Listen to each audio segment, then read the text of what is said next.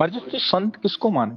संत कौन महाराज जी? बाहरी वेशभूषा से देखा जाए तो कौन, और आंतरिक स्थिति से देखा जाए तो कौन महाराज जी? सबसे पहली बात है, तीन का जो विजयी होता है उसे साधु कहते हैं। सब पूरे शास्त्र के हम सार बात बता देते हैं। जो शास्त्रीय भाषा में कहते हैं पुत्रैषणा, वित्तैषणा और लोकैषणा, और शाब्दिक भाषा में कहते हैं कंचन, कामिनी और कीर्ति। जो काम पर विजय प्राप्त किए हैं और जो धन पर विजय प्राप्त किए हैं। धन पर विजय प्राप्त मतलब धन की आशा का त्याग किए हुए हैं, और जो मान कीर्ति का त्याग किए हुए, उसे ही महात्मा कहते हैं, उसे ही महापुरुष कहते हैं। जो मदन, मद, मोह, मत्सर, इन पर विजय प्राप्त। आंतरिक स्थिति का ही बाहर प्रकाश होता है, यह बात समझ लो। घर में दीपक जलेगा तो खिड़की से बाहर से रोशनी पता चल जाएगी अंधेरा है कि प्रकाश है। व्यवहार में पता चल जाएगा। ड्रामेबाजी का व्यवहार अलग होता है, समझ रहे हो। अगर हम रुपया लेंगे ना तो तुम्हारे दिमाग नहीं बदल सकते, ध्यान रखना। और जिस दिन हम पैसा लेने लगेंगे उस दिन ये सब नहीं चलेगा जो आज देख रहे हो आप।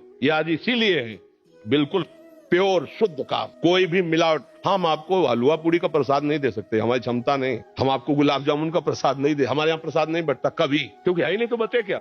जो व्यवस्था है वो अपना किसी तरह उधर पोषण के, सब अपने धर्म से कार्य में लगे। महाराज जी, बाहरी वेश से जैसे आपने बोला, एक तो मुंडन और एक ये, तो क्या ये किसी गुरु द्वारा ही प्रदत्त होता है? गुरु प्रदत्त, बिना गुरु प्रदत्त सन्यास या वेश नहीं धारण किया जाता। आज सैकड़ों लोग बिना गुरु प्रदत्त धारण। हाँ, थोड़ा सा वैराग्य आया, थोड़ी दाढ़ी बढ़ गई, वैराग्य का तो आया नहीं, तो नहीं तो गुरु शरण में होगा।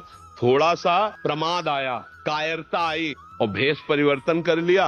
माल छानने को मिलेगा, पूजने को मिलेगा, रुपया मिलेगा, उन्हीं से नौटंकी नाटक होता है। जब वैराग्य आता है तो फिर ये नहीं होता, फिर भगवत प्राप्ति की चाह होती है। फिर जो ये वैभव होता है वो आखिरी बात होती है। जब सिद्ध हो गया, भगवत प्राप्त हो गया, काम हो गया, तो भगवान जगत मंगल में उतार देते हैं। प्रारंभ नहीं है, ये अंतिम होता है। आज प्रारंभ में क्या प्रचार करोगे? जब तुम काम पर विजय नहीं प्राप्त की, क्रोध पर विजय प्राप्त नहीं की, प्रचार क्या करोगे? यही इसी का प्रचार होगा।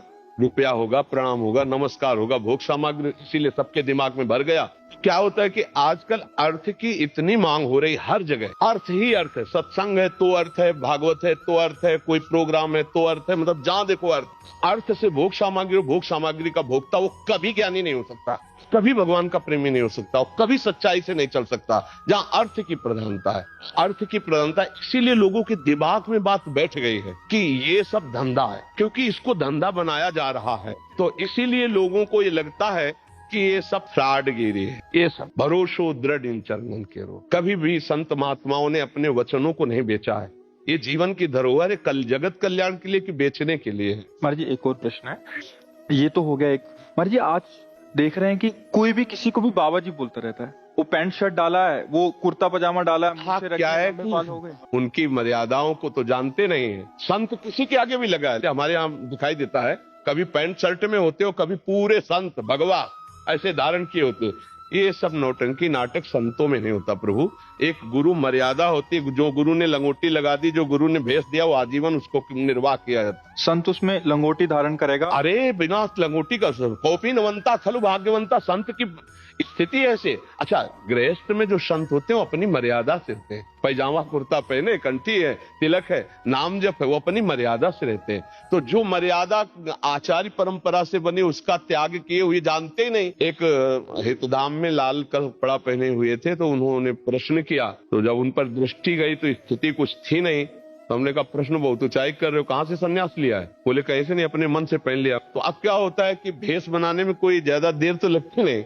नीचे लाल पहन लो, ऊपर लाल पहन लो, नीचे पीला पहन लो, ऊपर पीला पहन लो, और जैसा मनावे वैसा तिलक लगा लो। कोई जानने वाला तो है नहीं कि आपके संप्रदाय का तिलक लगाएं, आप किस आचार्य से जुड़े हुए हैं।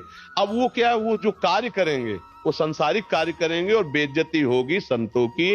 ये देखो, ये अमुक बाबा, अब वो पैजामा कुर्ता पहने अमुक संत। यार संत किसके आगे लगता है? आचार्य परंपरा से जुड़े हुए, वैराग्य दीक्षा लिए हुए, उनके आगे संत लगता था। भाई ऐसे आचार्य, शास्त्री या ऐसे पदों से हम सम्मानित सबको किया गया, लेकिन संत शब्द लगा है आचार्य परंपरा से जो संत है।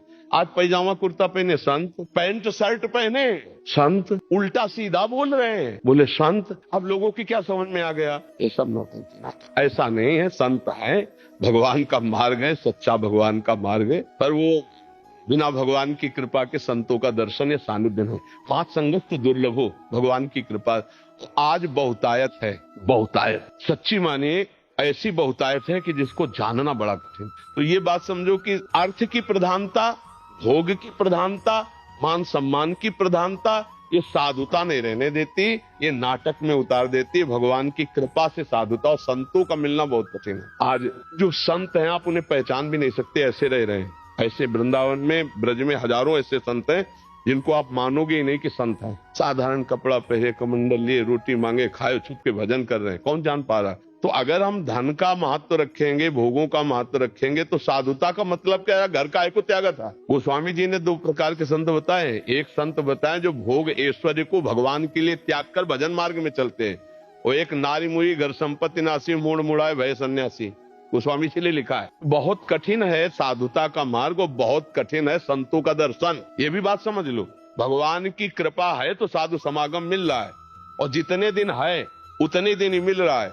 ये बाजार है, उठ जाएगी, ज्यादा दिन नहीं रहेगी। पकड़ना है तो पकड़ ले, तो गाड़ी छूट जाएगी। महाराज जी, दो शब्दों में एक अंतिम इसका करेंगे। महाराज जी, हमारी श्रद्धा ना हो जाए इस वाक्य को पकड़ के, कोई सच्चे संत पे भी ऐसा आरोप या ऐसी भावना कर सकता है, उसके लिए एक साधारण जो भक्ति मार्ग से विलग भी है या जुड़ा है, वो कैसे निर्णय ले? देखो, संत की सबसे पहली पहचान है, हम जिसके पास बैठे, पहला काम हमारे हृदय में शीतलता आने लगेगी या जलन पैदा होगी। दो काम। अगर आप पापाचरण किए तो आपके अंदर जलन पैदा हो जाएगी, लगेगा मैंने बहुत बुरा किया, अब नहीं करूंगा।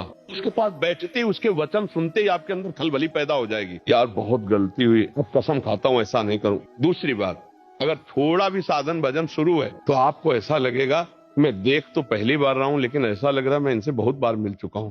ऐसा लगता है कोई अपने हैं, ऐसा लगता है कि मेरे अपने हैं, ऐसा वहां कोई संशय, कोई प्रश्नवाचक चिन्ह खड़ा ही नहीं हो सकता। जैसे सूर्य के सामने अंधेरा नहीं टिक सकता, ऐसे संत के सामने प्रश्नवाचक चिन्ह नहीं खड़ा हो सकता। कोई छल है क्या, कोई कपट है क्या, ऐसा आएगा ही नहीं। उनको देखते ही तुम्हारे हृदय में एक अद्भुत प्रियता और गलत कर्मों के प्रति एक अलौकिक जलन शुरू हो जाएगी, और आप निश्चित गलत कार्यों को छोड़ देंगे और अच्छे कार्य करने लगेंगे। ये सहज पहचान है। बकाया सोई जाने जे देव जनाई, वो संत अपने को जना दे या भगवान जला दे तो ही, नहीं तो कैसे जला जा सकता। हमारी सबसे अपनी तरफ से प्रार्थना है, हमको सबके प्रति भाव रखना है, पर जहां हमको गलत थोड़ा भी नजर आवे तो हम निंदा न करें, वहां से दूरी हट जाए, चाहे कोई भी हो। ये बात हमें ध्यान रखनी है। गलत का मतलब है जैसे चेष्टाएं बता देती है, आदमी की स्थिति बता देती है। देखो, चेष्टाएं छुपती नहीं हैं, और सब कोई जानता है कि गलत देखना, गलत छूना, गलत बोलना वो हरकत में समझ में आ जाता है। अगर कोई गलत है तो तुम्हारी तरफ देखने का ढंग, तुम्हारी तरफ बोलने का ढंग, तुम्हारी तरफ का जो उसका भाव है वो आपको बता देगा ये आदमी गलत है, चाहे वो किसी भी भेष में हो। दूरी बना लेनी चाहिए। दूसरी बात, जिसके प्रवचन के बाद कुछ लेने की बात कह दी जाए तो समझ लेना कि यहाँ भगवान के भरोसे का खेल नहीं है, यहाँ कुछ और खेल है, हट जाना चाहिए। तीसरी बात, जो मिलते ही आपको अपना बनाने की कोशिश करे, जो आपको अपना बनाने की, वहां कभी मत फंसो। ये भी सूत्र समझ लो। आप मिले, आपको इतना प्यार, इतनी क्यों आप उनकी मुट्ठी में आ जाएं, बिल्कुल नहीं आना, दूर हटके रहें। ये पक्का समझ लेना, संत कभी अपेक्षा नहीं रखते, वो निरपेक्ष रहते हैं।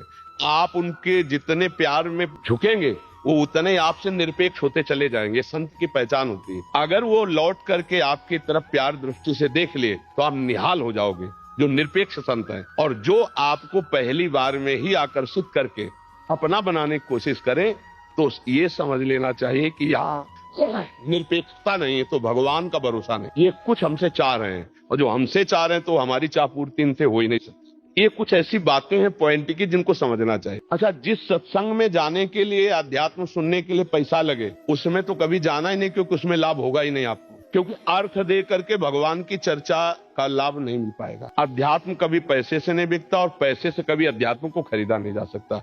आज समाज अंधी होती चली जा रही है। हमारे रोग दूर होंगे भगवान नाम जप से, ना कि किसी की छूछा से। बात पक्की समझ लेना। महीना 2 महीना 4 महीना अगर भजन डट के किया हो तो चेहरा बता देता, बचपन से भगवान के मार्ग में रहे और ईमानदारी से भगवान के ही मार्ग में रहे, अपने जीवन की इन आंतरिक बातों को हमने देखा, उसका प्रभाव जो पड़ता है वो आप पर पड़ेगा। आप खुद देख रहे हो। अगर लाखों लोग मिल रहे हैं वो कह रहे हैं हमारा परिवर्तन हो रहा है, तो कोई हमारे प्रवचन में जादू नहीं है। ये प्रवचन सब जगह होते हैं, हम शास्त्र की बात कहते हैं। अंतर इतना है कि हम आपके कल्याण के लिए सिर्फ बोल रहे हैं, आपसे कुछ चाह नहीं रहे, इसलिए आपका परिवर्तन, अन्यथा नहीं। तो हमको ये बातें ध्यान रखने की कोई भी छूछा, कोई भी हवन, कोई भी जंतुर मंतुर तुम्हारे दुखों को नहीं मिटा सकता। रामकृष्ण परमहंस सिद्ध महापुरुष थे, गले में कैंसर था, आप विचार करके बताइए क्या उनके भजन में कमी थी, भगवत प्राप्त नहीं थे, क्या था? और आज तुम भरोसा करते हो छूछा का कि तुम किसी के पास चले गए, वो तुम्हें जंतुर दे देगा, तुम्हारे ऊपर हाथ फेर देगा, जाओ आशीर्वाद ठीक हो। क्या काहे को फंस रहे हो? नाम जप से सब ठीक हो जाए। नाम संकीर्तनम यस्य सर्व पाप प्रणाशनम। आप कह दो आप क्यों नहीं ठीक हो गए? क्योंकि इसको हम ठीक करना नहीं चाहते। अब हमारा समय आ रहा है श्री जी से जाने, श्री जी के समय का। अब इसका जो काम चल रहा है, वो प्रोसेस चल रहा है। जय दिन उनको जिलाना, तय दिन जिलाना, हमें श्री जी के पास जाना। इसको रख के हम क्या करेंगे? हमारी गाड़ी का काम था घर तक पहुंचा देना, गाड़ी घर तक पहुंच गई है, अब दरवाजे पर धुआं दे रही, अब आग लगे तो क्या? इस गाड़ी की हमें जरूरत नहीं, आप लोगों की सेवा के लिए श्री जी से रखे हुए। आज देखो एकदम घर जैसी वार्ता हुई उतर के, को व्यर्थ मत जाने देना। नाम जप करो और ढोंग और पाखंड से बचो। और ढोंग और पाखंड से जब आप लोग बचोगे तो कम होगा ढोंग पाखंड। आज सत्य को कोई नहीं समझ रहा। हाँ, ढोंग पाखंड में आप और उनका बढ़ावा हो रहा है। तो जब 100 लोग प्रणाम करेंगे ना, तो 50 उसमें अपने आप चले जाते हैं। और कि भाई कुछ तो है ना ये 100 लोग। नाम जप करो और जो दुख सुख आवे उसको भोगो। शरीर रोगी है तो अस्पताल जाओ। अध्यात्म के लिए साधु महात्मा का संग करो और धन कमाने के लिए धर्म पूर्वक कर्तव्य कर्म करो। किसी के आशीर्वाद से धन नहीं आता, जिसे कहते हैं ना, उनसे आशीर्वाद मिल जाएगा तो धन आ जाएगा। तुमसे पैसा क्यों लेते हो? अपने ऊपर आशीर्वाद दे ले, खूब धनी हो जाए। तो इन बातों को समझो और पाखंड का विरोध अंदर से रखो।